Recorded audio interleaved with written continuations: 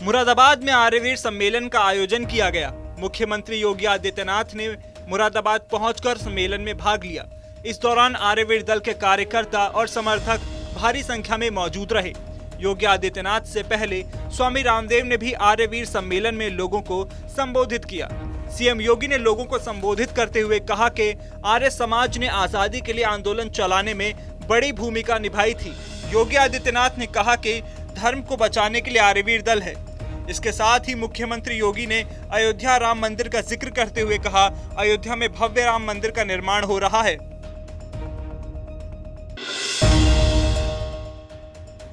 कानपुर नगर निकाय चुनाव से पहले डिप्टी सीएम ब्रजेश पाठक ने कहा कि चुनाव में हम प्रधानमंत्री और मुख्यमंत्री के कामों को लेकर जाएंगे और सभी सीटों पर जीत हासिल करेंगे। साथ ही ब्रजेश पाठक ने मदरसों के सर्वे को लेकर कहा कि मदरसों की जांच होगी और गैर मान्यता प्राप्त मदरसों पर कानूनी कार्रवाई के साथ साथ बुलडोजर चलाने की भी कार्रवाई होगी। और हम कानपुर की सभी सीटों पर स्थानीय निकाय में चुनाव जीतेंगे।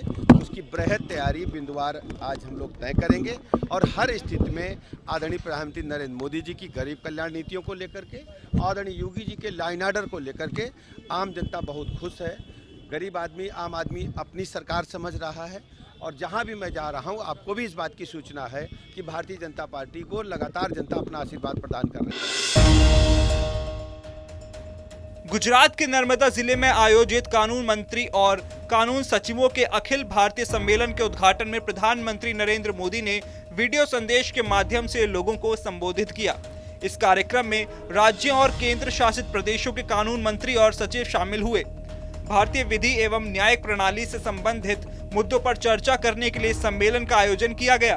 पीएम मोदी ने लोगों को वर्चुअली संबोधित करते हुए कहा कि स्वस्थ समाज के लिए भरोसेमंद और त्वरित न्याय व्यवस्था होनी चाहिए।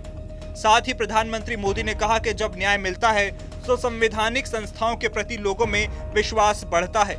इसीलिए सरकार ने कई कानून को खत्म कर दिया, जबकि कई में सुधार किया गया है। हर समाज में उस काल के अनुकूल न्याय व्यवस्था और विभिन्न प्रक्रियाएं, परंपराएं विकसित होती रही है। स्वस्थ समाज के लिए, आत्मविश्वास से भरे समाज के लिए, देश के विकास के लिए भरोसेमंद और त्वरित न्याय व्यवस्था बहुत ही आवश्यक है। जब न्याय मिलते हुए दिखता है तो संवैधानिक संस्थाओं के प्रति देशवासियों का भरोसा मजबूत होता है। सपा संस्थापक और संरक्षक मुलायम सिंह यादव को श्रद्धांजलि देने के लिए कांग्रेस नेता सचिन पायलट सैफई पहुंचे। यहां उन्होंने पूर्व मुख्यमंत्री अखिलेश यादव और उनके परिजनों से मिलकर संवेदनाएं व्यक्त की। इससे पहले प्रदेश समेत देश के कई बड़े नेता और मंत्रियों ने मुलायम सिंह यादव को श्रद्धांजलि दी। पायलट ने नेताजी को जमीनी नेता बताते हुए कहा कि सामाजिक उत्थान से उनका सीधा जुड़ाव सभी के लिए प्रेरणादायक है।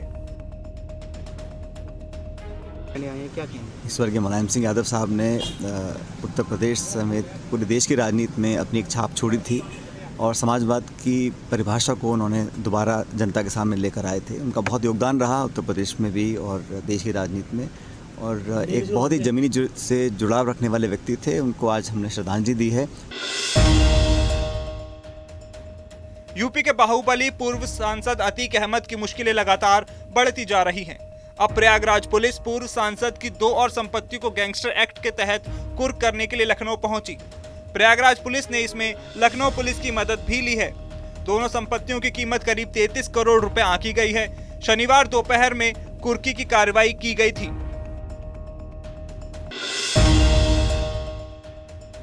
अहमदाबाद में 3 दिवसीय प्रवासी गुजराती पर्व 2022 का आगाज हो गया है। गुजराती प्रवासी भारतीय सम्मेलन में पीएम मोदी का संदेश पढ़ा गया। कार्यक्रम में कई बड़ी हस्तियों ने शिरकत की।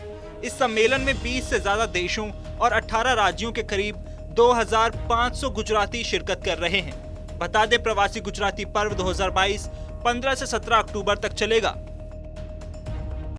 તેમણે આઈના માટે TV9 નેટવર્ક માટે અને અહીંયા પધારેલા સૌ કોઈ માટે એક સુંદર મજાનો મેસેજ મોકલ્યો છે. આપને આ મેસેજ વાંચી સંભળાવીશ. PM નરેન્દ્રભાઈ મોદીનો મેસેજ. ગુજરાત એક ખમીરબંધી ધરા, અનેક સાહસિકો આ ધરતીએ દેશ અને દુનિયાને આપ્યા. આજે કોઈ દેશ એવો નથી જ્યાં ગુજરાતીએ ડંકો ન વગાડ્યો. ક્ષેત્ર કોઈ પણ હોય, ગુજરાતી હંમેશા અવ્વલ હોય. જ્યાં જ્યાં વસે ગુજરાતી ત્યાં ત્યાં સદાકાળ ગુજરાત. આ વાતને વિદેશની ધરતી પર સાર્થક કરી બતાવી છે અનેક ગુજરાતીઓએ. આવા સફળ ગુજરાતીઓને એક મંચ પર લાવવાનો ભગીરથ પ્રયાસ કર્યો છે આઈના અને TV9 નેટવર્કે. કાર્યક્રમમાં ઉપસ્થિત BAPSના બ્રહ્મવિહારી સ્વામી, દુબઈના પેટ્રો કિંગ કહેવાતા યોગેશ મહેતા, ઉદ્યોગપતિઓ, આ તમામનું સ્વાગત અને આ કાર્યક્રમની શુભેચ્છા વ્યક્ત કરું છું. તો તાળીઓથી સ્વાગત કરીએ, વધાવી લઈએ PM નરેન્દ્ર મોદીના આ સંદેશને, જેમણે હંમેશા अपना प्रवासी गुजरातियों भारतीयों दरकार करी है. अहमदाबाद में शुरू हुए 3 दिवसीय प्रवासी गुजराती पर्व 2022 कार्यक्रम में केंद्रीय गृह मंत्री अमित शाह शामिल हुए. इस मौके पर अमित शाह ने कहा कि देश आजादी का अमृत महोत्सव मना रहा है. आजादी के शताब्दी वर्ष को अमृत काल की तरह मनाने का संकल्प लें. देश का नंबर 1 न्यूज नेटवर्क TV9 और association of Indian Americans in north America इस कार्यक्रम की मेजबानी कर रहे हैं. साथ ही अमित शाह ने कहा कि देश की समृद्धि में गुजरातियों का बहुत बड़ा योगदान है.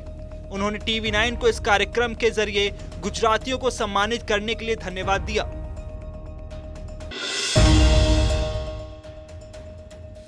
प्रवासी गुजराती पर्व 2022 का आगाज हुआ.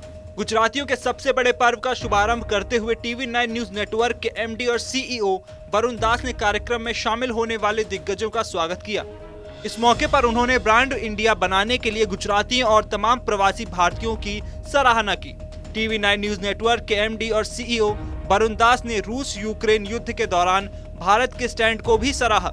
उन्होंने इस मौके पर कर्ज के जाल में न फंसने वाली भारतीय अर्थव्यवस्था का जिक्र करते हुए कहा कि अब भारत का समय आ गया है, हमारा समय आ गया है.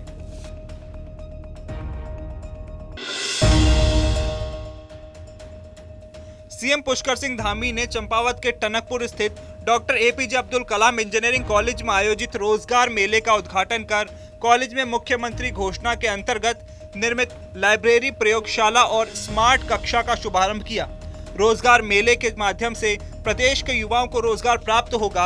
साथ ही जिले की दोनों विधानसभा चंपावत और लोहाघाट के अंतर्गत लगभग 84 करोड़ की कुल 30 परियोजनाओं का लोकार्पण और शिलान्यास किया.